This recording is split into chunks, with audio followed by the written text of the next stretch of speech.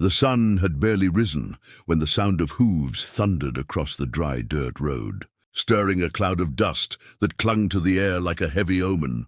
And inside the small wooden house at the edge of the town, Clara held her sisters close, their breaths uneven, their faces pale with fear. For outside, the sheriff's men had gathered, circling the property like wolves waiting for the signal to attack, their rifles gleaming under the morning light and their horses stamping the ground with restless power. And Clara knew deep in her bones that today would decide their fate. Whether they lived free or lived broken under the cruel hand of the law that had never once shown mercy to her family. She could hear the bark of orders, the clinking of spurs, the creak of saddles, and she realized that escape was nearly impossible. The house surrounded, the road ahead blocked, the backfield covered, and all she could do was pray, her lips whispering words she was not sure heaven would hear, when suddenly from the horizon there came another sound, a deeper rhythm of hooves, strong, steady, and unrelenting, cutting through the noise like the heartbeat of something greater. And then he appeared, a lone cowboy riding hard, his black hat pulled low, his eyes burning with determination, his hand firm on the reins, his horse charging forward as though the dust and fear meant nothing at all. And Clara's heart leapt because she recognized him, the man who had once pulled her out of a storm, the man who had stood against injustice in a town where no one else dared, the man who now rode not just for her, but for the sisters. She clung to with desperate hope. The sheriff's men shifted nervously, for they knew his reputation, knew he was not a man to fear death, knew he had stared down worse odds before, and yet they tightened their grips on their weapons, ready to test him anyway. And the cowboy did not slow, did not flinch, did not look at their faces, but only at Clara standing in the doorway, her green dress trembling in the breeze, her sisters huddled behind her with wide, frightened eyes. And as he reined his horse to a stop before her, his voice rang out loud and sure, "Get them ready, Clara. You're leaving with me now." And though every muscle in her body shook with terror, something inside her believed, and she gathered her sisters quickly, pulling them into the open just as the first rifle cocked. But before a shot could be fired, the cowboy's revolver was out, flashing in the sun, his voice commanding as he dared the men to try him, dared them to make the mistake of standing between him and the women he had come to save.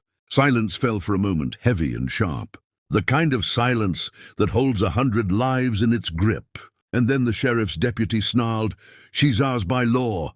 But the cowboy spat into the dust and growled behind him while reaching his arm to lift the youngest sister up, his strength unshaken, even as bullets threatened to tear the air. And Clara, clutching her sister and the cowboy's waist, felt the wild rush of freedom explode inside her as they broke through the circle. The horse galloping with untamed fury, the sisters holding on with tears streaking their cheeks, the sheriff's men shouting and chasing, but their horses struggling to match the raw determination of the rider who carried not just 3 lives, but the very spirit of resistance in his chest.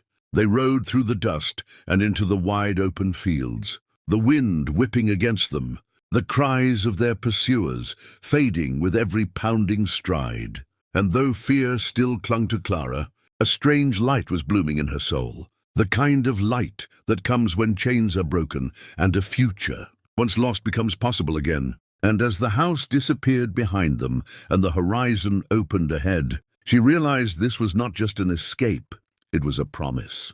That no matter how dark the night or how merciless the enemy, there would always be someone willing to ride into danger for what was right. And there would always be hope if they had the courage to hold on. The cowboy slowed his horse only when the hills shielded them from view, and he looked back at the sisters with a fierce but gentle gaze, his voice low but steady as he said, "You're safe now, but safety's only the beginning. You'll have to be brave from here on." And Clara, still clinging to him, nodded with a strength she had never known she carried, her sisters leaning against her as though they too could feel that same strength rising. And as the sun blazed higher into the sky, painting the land in gold, Clara whispered a vow in her heart that she would never again let fear decide her fate, because now she understood that freedom was not given, it was fought for, and she had seen with her own eyes a man willing to fight for it with everything he had. And dear listener, if this story struck your heart, if you felt the dust, the fear, and the rush of hope in the gallop of that horse, then don't let it end here. Subscribe to this channel for more powerful tales of courage, love, and the wild spirit of the West. Because just like Clara and her sisters found a new beginning, every story we share here can light a fire in you to believe, to endure, and to rise. So hit that subscribe button and ride with us on the next adventure.